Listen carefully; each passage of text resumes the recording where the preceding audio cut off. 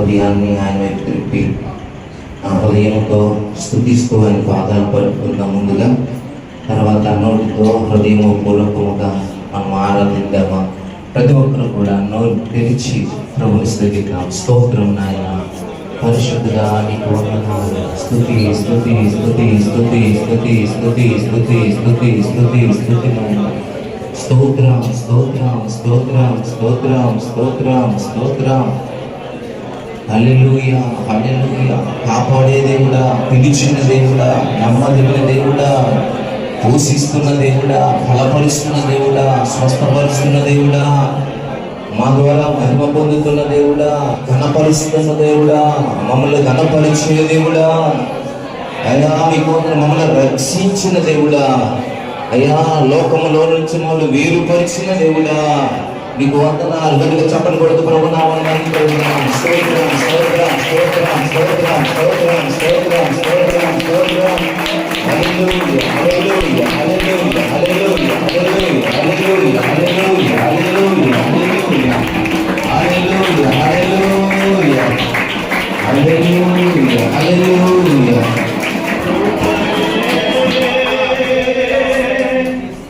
కృపయే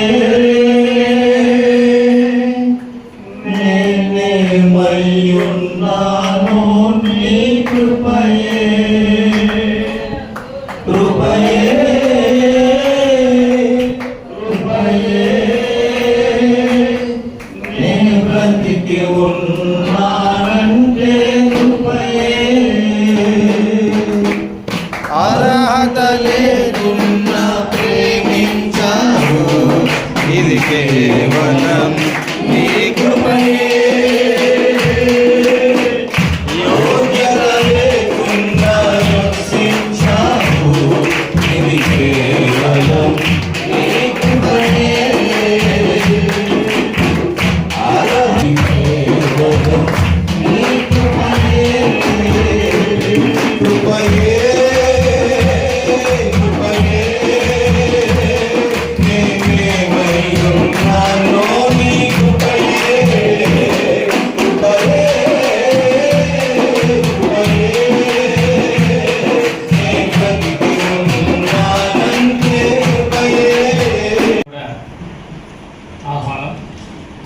ఈరోజు మనం భారతదేశంలో 80వ స్వాతంత్ర వేడుకలు జరుపుకుంటున్నాం.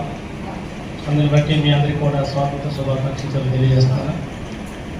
యేసుక్రీస్తు వారిని బట్టి మనకి స్వాతంత్రం కలిగింది, ఇది పరమ సత్యం. ప్రపంచం అంతటికి కూడా స్వాతంత్రం వచ్చింది. మనకి 1947లో వచ్చింది, కానీ యేసుప్రభువు వారు మానవుడిగా ఈ ప్రపంచంలో వచ్చిన తర్వాత సిలువ వేయబడి తిరిగి లేచిన మరుక్షణమే ప్రపంచమంతా మానవాళికి స్వాతంత్రం వచ్చింది. అయితే అది నమ్మిన వారికి దళిత, అట్ ద సేమ్ టైం నమ్మిన వారికి వేరే పరిస్థితి అనేది మనకు తెలుసు. అది ఈ సందర్భం బట్టి మన జీవితాల్లో వచ్చిన స్వాతంత్ర్యం లేదా స్వేచ్ఛ ఎప్పుడు పొందగలమంటే మనం గతంలో బానిస బ్రతుకులు లేదంటే కష్టమైన పరిస్థితి అనుభవించినప్పుడు మాత్రమే స్వాతంత్ర విలువ తెలుస్తుంది. స్వేచ్ఛ ఉంది కదా అని పొరపాటు చేసే పరిస్థితులు అధికమైపోయినాయి ఈ రోజుల్లో. నేను నేటి కాలంలో చూసినప్పుడు గజకాలం ప్రాంతంలో నేను వస్తాను, అక్కడ ఒక భయంకరమైన ఇన్సిడెంట్ చూశాను. తవ్వుతున్నారు తోటలో ఒక మనిషిని దారుణంగా ఒరిస్సా రాష్ట్రంలో హత్య చేసి తీసుకొచ్చి మన జిల్లాలో గజకాలం రోడ్డు పక్కనే పాతిపెట్టడం జరిగింది. అంటే స్వాతంత్రం వచ్చింది అనే సంతోషం మన దగ్గర ఉంది, కానీ ఎవరి వాళ్ళైతే మనం స్వాతంత్రాన్ని కోల్పోయామో బ్రిటిష్ వారి పైన ఇతరుల పైన మన దేశం అనుకుంటా ఉంది, కానీ నిజమైన స్వాతంత్రం అనేది ఇంకా ప్రజలకి అందలేదు. కాబట్టి మనము ఇలాంటి స్వాతంత్ర దినోత్సవ సందర్భంలో వాస్తవమైన స్వాతంత్రం ఏంటి, ప్రభు వారు మనకి ఇచ్చిన స్వాతంత్రం ఏంటి, పరిస్థితులు ఏంటి అనేది మనం బేరేజ్ వేసుకొని మనకున్న పరిస్థితుల్లో మనకున్న రీసోర్స్ ఏరియాస్లో మనకున్న వనరుల్లో, మనకున్న బంధువులు కానీ, సంఘాలు కానీ, పరిస్థితుల్లో కానీ, మనం ఉన్న ఏరియాస్లో కానీ ఆ స్వాతంత్రాన్ని అందించడానికి క్రీస్తు వారు ఇచ్చిన స్వాతంత్రాన్ని మనం తెలుసుకొని ఇతరులు తెలియజేయాల్సిన అవసరం ఉందని తెలియజేస్తూ ఈ నా మాటలు వివరిస్తాను. మనం ఇప్పుడు ఈరోజు 80వ స్వాతంత్ర దినోత్సవాన్ని ఎంతో సంబరంగా చేసుకున్నాము. ప్రతి ఒక్క ప్రపంచం అంతా చేసుకున్నాము. ఇది మనకు యేసయ్య ద్వారా మనకు స్వాతంత్రం వచ్చింది. ఈ స్వాతంత్రం ద్వారా మనం అన్ని యొక్క రీసోర్స్ని కూడా మనం అనుభవించుకుంటున్నాము. అలాగే ప్రతి ఒక్కరు కూడా స్వాతంత్రాన్ని, స్వేచ్ఛ మనకు వచ్చింది. మన బ్రదర్ చెప్పినట్టుగా స్వేచ్ఛ ఇచ్చారు కదా అని స్వేచ్ఛను మనం వృధాగా వాడకూడదు. ఎక్కడ ఏ విధంగా నడుచుకోవాలి, ఏ విధంగా అందరితో మెలగాలి అనేది మనం నేర్చుకోవాలి. ఎక్కువగా పిల్లలకు చెప్పేది ఏంటంటే, మనం దేశం ఏమి ఇస్తుందని మనం ఆశించకుండా దేశం కోసం మనం ఏం చేయగలం, దేశానికి మనం ఏ విధంగా సహాయం చేయగలం అనేది యూత్ అందరికీ ఒకసారి నేను గుర్తు చేస్తున్నాను. ఆ తర్వాత పిల్లలందరూ కూడాను చక్కగా ఇప్పటికే చదువుకొని మంచి విద్యాబుద్ధులు నేర్చుకొని దేశానికి వెన్నుముకోలా మీరు ఒక దేశ నాయకులుగా కాకుండా దేశ సరిహద్దులో మన కోసం వెయిట్ చేస్తున్నటువంటి ఎంతో మంది వీరులు మన కోసం ప్రాణాలు సైతం అక్కడ పెట్టి, వారి కుటుంబాన్ని విడిచిపెట్టి, బిడ్డలు విడిచిపెట్టి మన కోసం ప్రాణాలు త్యాగాలు చేస్తున్నారు. వారందరికీ మనం ఈరోజు ఒకసారి సెల్యూట్ చేసుకోవాలి. అలాగే ఈరోజు ఇంతమంది ఇక్కడ గ్యాదర్ అయినందుకు చాలా సంతోషంగా ఉంది. ఈ రోజు ఇలా నిజంగా జరుగుతుందని నేనైతే ఆలోచించలేదు. ఎందుకంటే నేను స్కూల్లోని జెండా వందనం అయిపోయిన వెంటనే నేను వచ్చేసి తొందరగా వచ్చేద్దామని సరుకులు మా పిల్లలు తయారవ్వలేదు. అయితే కాకపోతే ఏంటంటే అందరికీ కొద్దిగా పిల్లలందరికీ కూడా కొద్దిగా అంటే మా స్వీట్ మౌలికి కొద్దిగా 2 పాటలు పాడమని నేను చెప్తాను అనుకున్నాను. వచ్చి భోజనం చేసడానికి పడుకుంటుపోయానమాట. కానీ సంతోషంగా ఉంది. అందరూ చాలా మంది సేవకులు వచ్చారు, చాలా సంతోషం. నెక్స్ట్ ఇయర్కి చిన్నపిల్లలకి ఇంకా నేను ఎర్లీగా వచ్చేసి ఏదో ఒక చిన్న క్విజ్ కానీ, సాంగ్స్ కాంపిటీషన్ కానీ ఒక దేశానికి సంబంధించి పెడదామని ఆశ కలిగి ఉంది. అది దేవుడు నెరవేర్చాలని మీరు అందరూ కూడా ప్రార్థన చేయండి. దేవుడి గురించి ఆశీర్వదించారు. దేవుని యొక్క సేవ పరిచయం నిమిత్తమే ఈరోజు ఆయన సంఘాన్ని నిర్మించిన రోజు. ఈ కార్యక్రమానికి వచ్చిన దైవసేవకురాలు అలాగే కూర్చిన సంఘస్థులకు మీ అందరికీ ప్రభువులో ఉన్న వందనాలు. ఈ దినము స్వతంత్రము మనకు వచ్చిన రోజు అంటే ఇండిపెండెన్స్ డే అంటే ఫ్రీడమ్ అంటారు. సో ఏంటంటే ఈ ఫ్రీడమ్ అనేది రావడానికి ఎందరో మహానుభావులు త్యాగం, ఆ రోజు వాళ్ళు చేసిన త్యాగం ఈరోజు మనకు ప్రతి ఒక్కరికి ఫ్రీడమ్గా మనం ఉన్నాం. సో దాన్ని మనము ప్రతి ఒక్కరూ ఈ యొక్క దినముగా మనము జెండావందనం చేసుకుని రకరకాలుగా సంతోషంగా ఉంటాం. సో అంటే మన జీవితంలో బ్రతుకుల్లో స్వతంత్రం నుంచి 80 ఏళ్ళైనా మన దేశంలో కానీ, కుటుంబంలో కానీ, రాష్ట్రంలో కానీ ఎక్కడ కూడాను ఫ్రీడమ్ అనేది లేదు. చాలా రకాల చోట్ల చూస్తున్నాం. రీసెంట్గా చాలా విధంగా మనం గమనిస్తున్నాం. అనేక రకమైన అరాచకాలు, భయంకరమైన న్యూస్లు ఉంటున్నాం. మన స్వతంత్రం వచ్చి ఎన్నాళ్ళైనా కూడా మన జీవితంలో, మన కుటుంబాల్లో కావచ్చు, మన దేశంలో కావచ్చు మార్పు అనేది లేదు. సో ఏంటంటే వారు చేసిన త్యాగానికి మనం చేసింది ఏంటి? వాళ్ళు ఏంటంటే దేశం యొక్క బాగుపడాలని, దేశం యొక్క పరిపాలన విధానం మార్పులని, మన దేశం నుండి విదేశాలు వెళ్ళిపోవాలని, వారి నుండి మనకు విడుదల పొందాలని ఎందరో మహాత్ములు ప్రాణత్యాగం చేస్తారు. సో అలాగే మన జీవితానికి శరీర సంబంధం కాకుండా ఆత్మ విషయాలు చూసుకుంటే అనేక రకాల బంధం నుంచి ఉన్నాయి.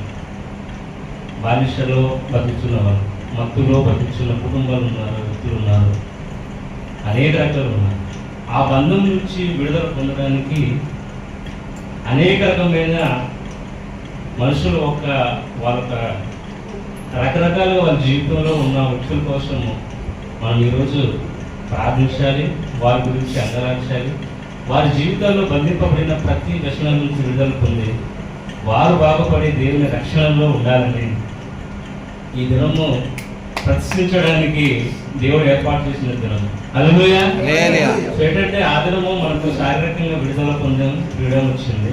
కానీ ఆత్మీయంగా మనము పాపమని బంధము, మత్తు అనే బంధము, అనేక రకాల్లో నరకానికి దగ్గరగా ఉన్న ప్రతి ఒక్కరి కొరకు మనం అంగలార్చి వారి గురించి ప్రార్థించేసి వారికి విడుదల పొంది దేవుని రక్షణ కలుగులాగిన దేవుని యొక్క సంఘంగా ఏర్పాటు చేసిన దినము. ప్రతి ఒక్కరూ అలాగే మనం మన జీవితంలో శారీరకంగా ఫ్రీడమ్ ఉన్న ఆత్మీయ జీవితాలు కూడా దేవుని రక్షణ చేత మనం ఇంపబడి ఆయన రాజ్యానికి ఎలా వాగునా మనందరం ప్రార్థన చేసి ఆయన కొరకు మనం కనిపెట్టుకున్న వారు మనందరం ఉండాలని చిన్న వాక్యం దీవించిన గాక.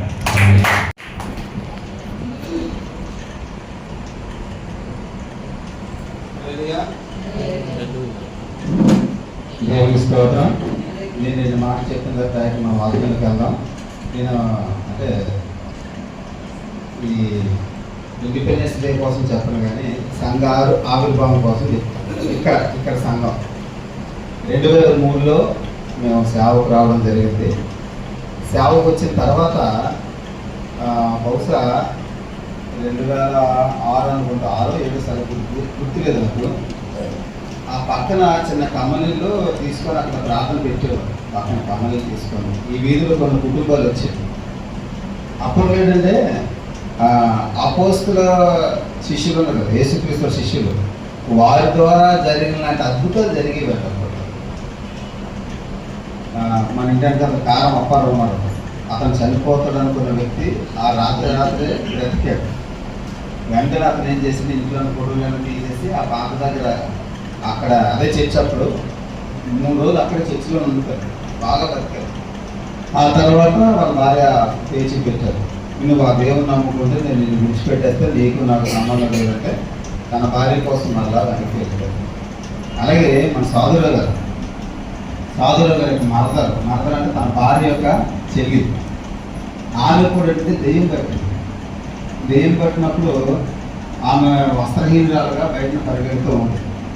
చాలా దారుణంగా. మా తమ్ముడు అంత వయసులో ఉండేవాడు, తనకి 2 కొడుకులు ఉండేవాడు.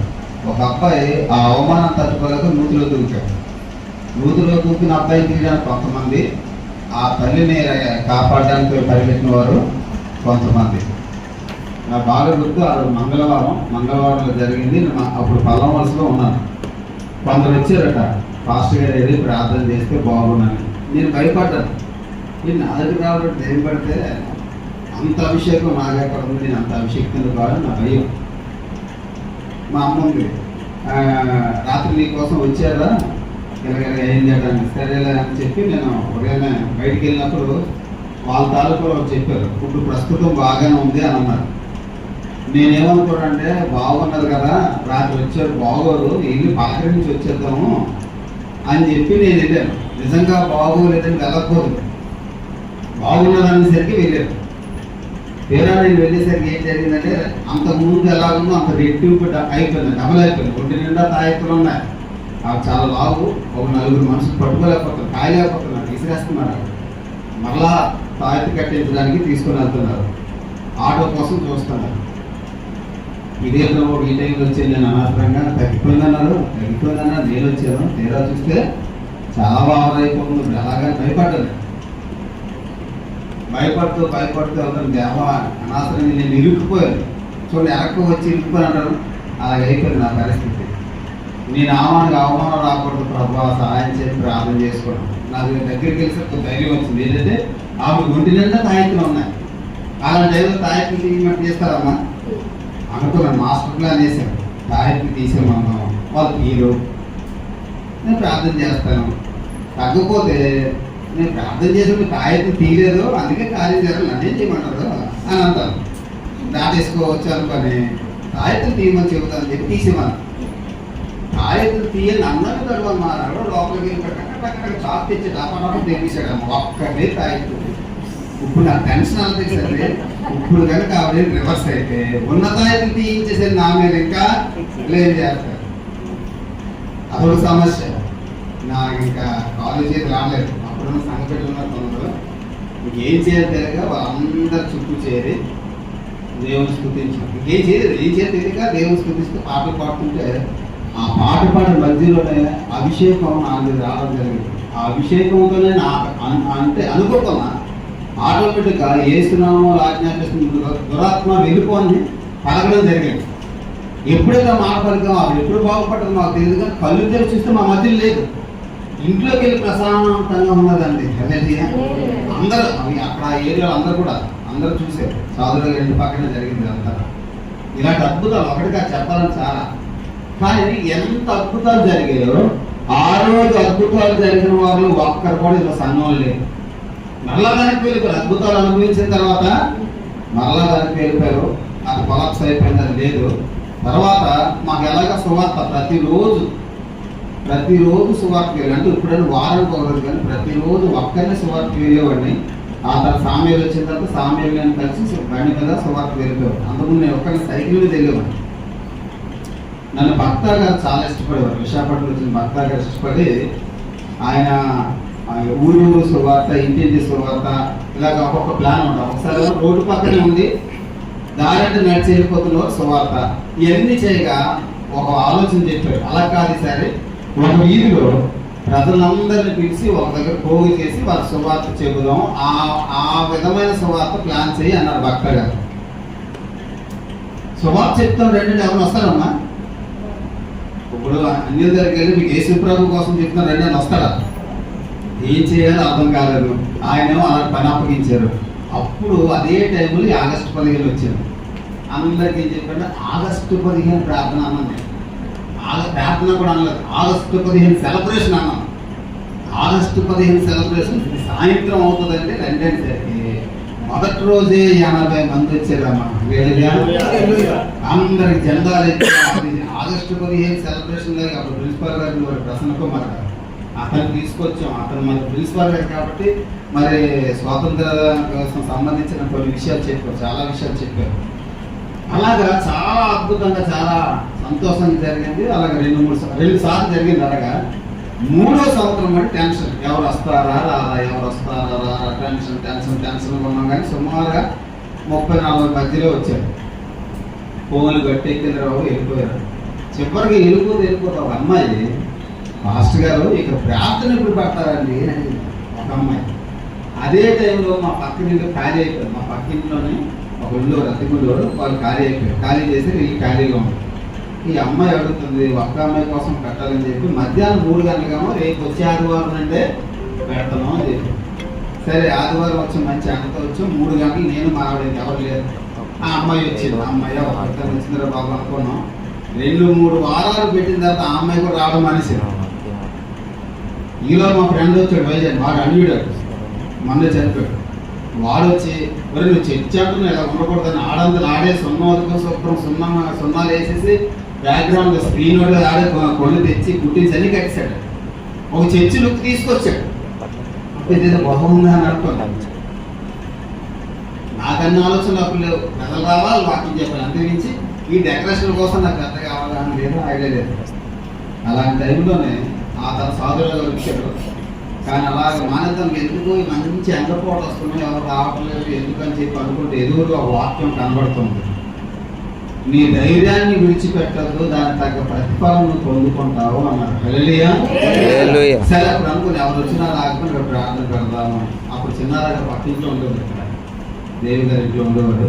ఆ తర్వాత ఆ ఫ్యామిలీ వచ్చేవాడు. వాళ్ళు కూడా ఆగస్టు 15న స్టార్ట్ అయినట్టు రావడం. తర్వాత అలాగే కంటిన్యూ అయ్యింది. ఇంకా ఒకరు ఇల్లు చాలేదు కాదు, ఆ ఇల్లు సరిపోయేది. మా పాప కూడా రోజా కూడా అప్పుడు వచ్చేవాడు. ఆ ఇల్లు సరిపోయేది కాదు. అప్పుడు పిచ్చితో కారు కొన్నాం కదా, ఆ కారు 2-3 నెలలు తిరిగిన తర్వాత ఇంకో కారు స్విఫ్ట్ కారు కొనేదని పిచ్చితోనే ఇది అమ్మేశారు. ఇది అమ్మేసిన తర్వాత ఆ కారు కొనడం అవ్వలేదు. ఎన్ని తిరిగారు కానీ కారు కొనడం అవ్వలేదు. అప్పుడు విసుగొచ్చి ఎందుకు వచ్చిన బాధ, అక్కడ చర్చి చాలట్లేదు కాబట్టి మేడ ఖాళీగా ఉన్నదని చెప్పి ఆ కారు అమ్మేసిన డబ్బుతోని రేకులన్నీ కొని అప్పుడు ఈ గోడలే కట్టించి రేకులు వేయడం జరిగింది. హల్లెలూయా. దేవుడు అంచెలంచెల దేవుడు సంఘం అలాగా ముందుకు తీసుకుని వెళ్తాడు. ఆగస్టు 15 ఇక్కడ సంఘం ప్రారంభం కూడా బ్యాక్గ్రౌండ్ స్టోరీ అదనమాట. ఆ విధంగా ఇక్కడ సంఘం అన్నది ప్రారంభం అయ్యేది. సంఘం అన్నది ఉన్నది కాబట్టి దేవుడు ఎప్పుడు ఎవరిని ఆకర్షిస్తారో, ఎవరిని ఆయన రక్షణలోకి నడిపిస్తారో తెలియదు. ఆయన ఏర్పాటు చేసుకున్నారు. ఆయన ఏర్పాటు చేసుకున్న సంఘం ముందుకు వెళ్తుంది. దేవుడు ఏర్పాటు చేసుకున్న సభ్యులందరూ కూడా అలాగే ఎవరు రక్షించబడాలని దేవుడు నిర్ణయించారో, రక్షించబడాలని దేవుడు నిర్ణయించిన వారందరూ దేవుడు అప్పగిస్తారు. కాబట్టి సంఘం ఇలా ప్రారంభమైన పిల్లల భక్త గారి యొక్క ప్రోత్సాహం, ఆయన ఆలోచన వల్ల దేవుడు ఆలోచన వారికి ఇచ్చి ఆలోచన ద్వారా ఇలాగా సంఘానికి ఏర్పాటు చేశాడు. దేవుడికి మహిమ కలుగునుగాక. ఈ సంఘం ఇంకా అభివృద్ధి వాళ్ళని అందరూ కూడా ప్రార్థన చేయండి. ఈ సమయంలో చిన్న ప్రార్థన చేసుకున్నాం. మన మధ్య వర్తమానం అందించిన దైవ సేవకులు వచ్చారు. డైరెక్ట్గా మనం వాక్యంలోకి వెళ్ళిపోదాం. ముందు నుండి మా ప్రణాళిక ఏంటంటే 8:30కి క్లోజ్. ఏమా 8:30 క్లోజ్ అయ్యి 8:09కి భోజనాలు స్టార్ట్ అవ్వాలి. ఎవరైతే నెరగిన వారు ఉన్నారో ప్రభా, వారికి కూడా ప్రభు వారి జీవితంలో స్వతంత్రాన్ని మీరు దయచేయమని, నీ కొరకు బ్రతకడానికి మీరు తెలుసుకోవడానికి సహాయం చేయమని ఈ దినము ప్రభా, ఎవరినైతే అయ్యా మీ పాత్రగా మీరు వాడుకుంటున్నారో ప్రభా, అయ్యా నా తండ్రి వారు ఎత్తినటువంటి ప్రతి మాట వెనగలిగే చెవులు గ్రహించగలిగిన మనుషులు వీళ్ళకి దయచేస్తూ నూతన కార్యములు జరిగించమని, ఇదిగో ఈ దినము ఏ విధంగా అయితే ప్రతిష్ఠించబడిందో ఆ విధంగా నూతన ఆత్మను కూడా దయచేసి సహాయం చేసి నడిపించమని, మహిమ ఘనత ప్రభావం మీరు ఒక్కరూ పొందుకోమని సర్వశక్తి కలిసి క్రీస్తు నామంలో ప్రార్థించున్నాము మా పరమ తండ్రి. వారు వస్తుండగా ప్రేమపూర్వక ఆహ్వానిద్దాం. పాస్టర్ తిమోతి గారు మధ్య ఈ సమయంలో బిషప్పయ్య గారు ఉన్నారండి. వారు కూడా వేదిక మీద రావాల్సిందిగా ప్రభుత్వం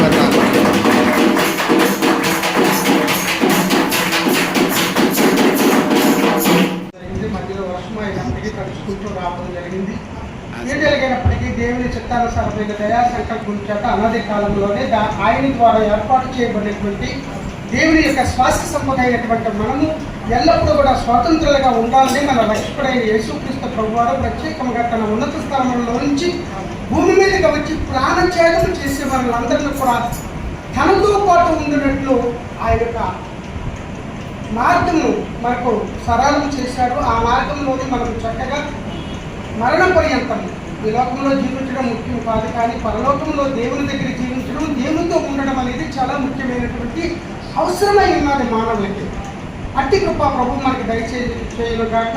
20 సంవత్సరాల కింద జ్యోతిష్యుడైనటువంటి నేను వేలాది రూపాయలు సంపాదిస్తూ త్రాగుతూ తిరుగుతున్నప్పుడు ఐపీఎస్ ఆఫీసర్లకి, పిహెచ్డి ప్రొఫెసర్లకి, డాక్టర్లకి, ఇంజనీర్లకి అనేక పట్టణాలకి వెళ్ళి జ్యోతిష్యం చెప్పి వాళ్ళ ముఖం చూసి మొత్తం అన్నీ చెప్పి డబ్బులు చేసుకొని సాయంత్రం అవగానే త్రాగికి జీవిస్తున్నటువంటి మాకు దురాత్మలు ఆరాధిస్తూ, మరి దుష్టశక్తులను ఆరాధిస్తూ, వాటిని బౌలిస్తూ జీవిస్తున్నటువంటి నాకు 1987 సంవత్సరంలో యేసు ప్రభు కల్లో కనిపించాడు.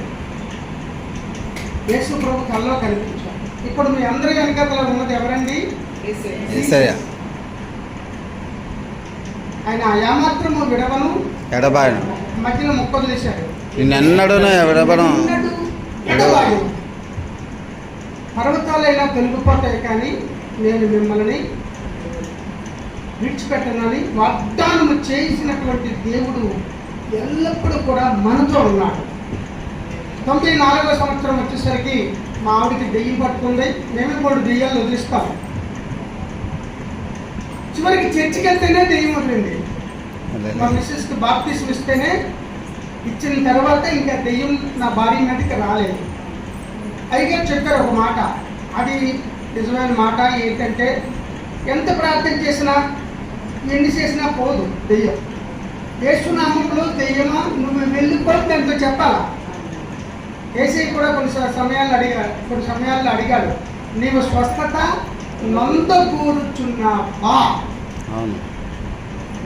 మనం ఎప్పుడైతే యాక్సెప్ట్ చేస్తామో, అంగీకరిస్తామో, వెంటనే దేవుని ఆత్మ మనలోనికి వచ్చేస్తుంది, ఆత్మ వెళ్ళిపోతుంది. మన దేవుడు నిజమైనటువంటి దేవుడు, భూమి ఆకాశంలో సృజించినటువంటి సర్వశక్తివంతుడైనటువంటి దేవుడు సదాకాలం మనతో ఉండిన కాక ఆయన ఉండడం కొరకే మనం రక్షించుకున్నాడు. నీచులైనటువంటి వారిని, తృణీకరింపబడిన వారిని, వెర్రి వారిని, ఎన్నిక లేని వారిని ఆయన ఈ భూలోకం నుంచి స్పెషల్గా దేవుడు ఏం చేశాడంటే ఆయన మనల్ని నియమించుకున్నాడు. అందుకే ఈ దినాన్ని ఇక్కడ ఉన్నాము. మనతో దేవుని శక్తి ఉంటుంది, అది మాత్రం మర్చిపోకండి. మనం అనుకుంటాము నాతో ఏమీ లేదు, నేను బైబిల్ చదువుతున్నాను, లేకపోతే ప్రార్థన చేస్తున్నాను, ఏవేవో నమ్ముతున్నాను, కానీ ఇదంతా నిజమా ఏంటో పాస్టర్ గారు ఇలా చెప్తుంటారు, వాక్యం ఇలా ఉంటుంటుందని అప్పటికప్పుడే మారిపోతూ ఉంటాం. కానీ ఆయన ఎల్లప్పుడూ కూడా నిరంతరం ఒక తల్లి అయినా తన బిడ్డను మర్చిపోతుంది, కానీ ఆయన మాత్రం మనల్ని విడిచిపెట్టడు. ఆమేన్. అలాగే 1999 ఏప్రిల్ 13వ తారీఖున నాకు లారీ యాక్సిడెంట్ అయింది. లారీ యాక్సిడెంట్లో స్పాట్లో 2 చచ్చిపోయారు. పగలే 1 గంట అప్పుడు తాటి చెట్లు గుర్తించాడు. స్పాట్లో ఇద్దరు చచ్చిపోయారు. నా కాలు ఇలా కట్ అయిపోయింది, చూసారా? ఈ కాలు కట్ అయిపోయిన తర్వాత డాక్టర్లు కాలు తీసేస్తామన్నారు. అప్పుడు నిజమైన ప్రార్థన చేశాను. ప్రార్థన పరిస్థితులను మార్చేస్తుంది, జీవితాలను మార్చేస్తుంది, మన బ్రతుకులను మార్చేస్తుంది, మన యొక్క స్థితిని మార్చేస్తుంది. 5 రోజుల్లో డాక్టర్లు వచ్చిన కాలు కట్టిప్పి, ప్రకృతి విచిత్రమైనది, నీకు కాలు తీయవలసిన అవసరం లేదని వెళ్ళిపోయారు. దేవుని స్వరూపం ముందు చేయబడినటువంటి మనుషుల యొక్క జీవితంలో ఏ లోటు కూడా ఉండకూడదని ప్రభువు కోరుకుంటున్నాడు. అది మీకు జరుగునుగా. క్రీస్తు ద్వారా పాపం విడిచిపెడుతుంది, యేసుక్రీస్తు ద్వారా తెగిలి విడిచిపెడుతుంది. ఆ వ్యక్తికి దగ్గరికి ఈసాయి వచ్చి ఏమని కాదు, ఆయన వస్తే కానీ మరి ఎన్ని పాపాలు చేశాడో ఏం చేశాడో తెలియదు, కానీ ఎన్ని దెయ్యాలు పట్టుకున్నాయో ఎన్ని తెగులు పట్టుకున్నాయో తెలియదు. కానీ ఏసై వచ్చేలా చూసిన వెంటనే వాడు ఆశతో ఉన్నాడు. భూమిగంత నివాసులారా నా వైపు చూసి రక్షణ పొందండి. ఆమె అయితే చూసిన వెంటనే ఏసై వైపు వాడు చూస్తున్నాడు. ఎప్పుడైతే ఏసై వైపు ఆయన చూశాడు, యేసులో ఉన్నటువంటి ప్రభావం వెడలికి వెళ్ళింది. వెళ్ళి అంటే ఏసై అడిగాడు, నీవు స్వస్థతలో కూడా జీవించుదువుగాక, భూమి మీద కూడా ఆయన ఆరోగ్యములు సర్వ సంపదలు మనందరికీ కలుగునుగాక. ఇచ్చినటువంటి దేవునికి, అవకాశం ఇచ్చినటువంటి దైవశాఖల గారికి, దైవశాఖలకు అందరికీ కూడా యేసుక్రీస్తు నామములో వందనాలు చెల్లిస్తున్నాను. నేను మీ ఇద్దరికి బ్రదర్ని మరి కలుసుకున్నాము. అర్పించున్నారు తండ్రి. ప్రభు అనేక మంది తండ్రి ఈ రక్షణ తండ్రి నన్ను సత్యం తండ్రి గ్రహించాలి. అటు రీతిగా ప్రభు ప్రతి ఒక్కరిని కూడా మీ స్వాధీనంలో నడిపించండి. ఇంతవరకు కూడా తండ్రి జరుగుతున్నటువంటి తండ్రి ఈ కార్యక్రమ ప్రభావైనా ఈ పరిశుద్ధాత్మ మాకు తోడుగా నడిపించిన విధానపడిన స్తోత్రాలు. కూడి వచ్చిన ప్రతి ఒక్క బిడ్డను దీవించము, ఆశీర్వదించము. ఇక్కడ కూడా జరగబోయే కార్యక్రమంలో మీరే మాకు తోడు నుండి నడిపించి మహిమ పొందుకోమని నజరేయుడైన యేసుక్రీస్తు వారి నామములో ప్రార్థించి వేడుకొని ఉన్నారు పరమ తండ్రి. ఆమేన్. యెహోవా నా కాపరి, నాకులేమి కలుగదు.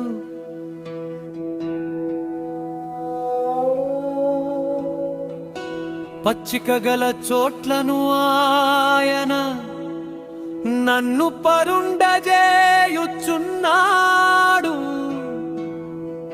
శాంతికరమైన జలముల యొద్ద నన్ను నడిపించుచున్నాడు. నా ప్రాణమునకు ఆయన సేద తీర్చుచున్నాడు. తన నామమును బట్టి నీతి మార్గములలో నన్ను నడిపించుచున్నాడు.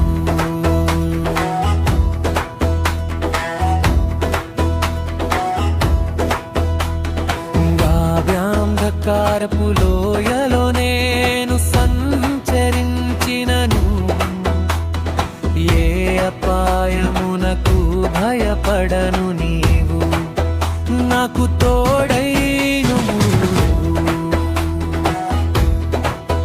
నీ తుట్టుక హస్సయు నీ దండమును నన్ను ఆదరించును.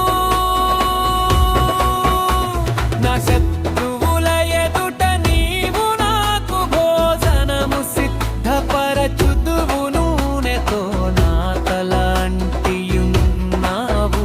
నా గిన్నె నిండి పొర్లుచున్నది. నా ప్రాణమునకు ఆయన సేద తీర్చుచున్నాడు.